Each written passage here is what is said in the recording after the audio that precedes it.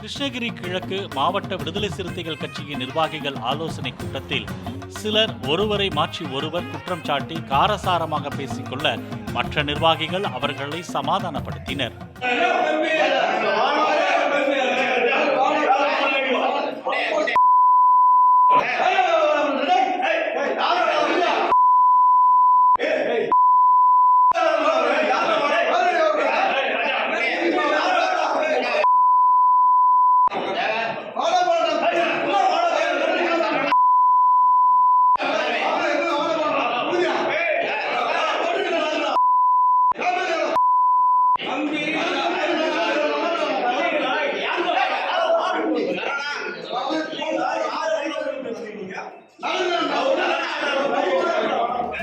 இந்த கூட்டம் ஏன் கூட்டப்பட்டது என்பதை நிர்வாகி ஒருவர் விளக்கி கூறினார்.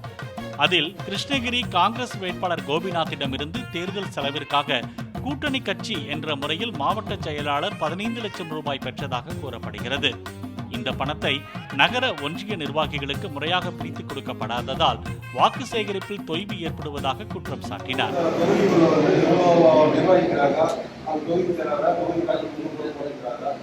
நமக்கு மேல பொறுப்பாளர் இருக்காங்க எல்லாரும் கலந்து ஆலோசனை பண்ணி தான் அவங்க கூட்டணி கட்சியில் எவ்வளோ பணம் இருக்காங்க வேட்பாளர் அந்த பணத்தை வந்து நம்ம பிரித்து எல்லாருக்கும் டிவைட் பண்ணுறது தான் ஒரு மாற்று முறையான ஒரு செயல்பாடு.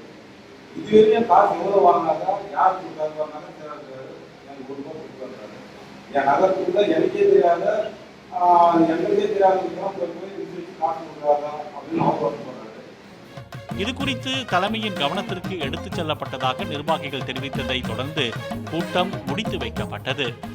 பங்கப்பிரி மணியாயி போச்சு. பங்கப்பிரி நீதான் சொல்ல, நான் சொல்லவா?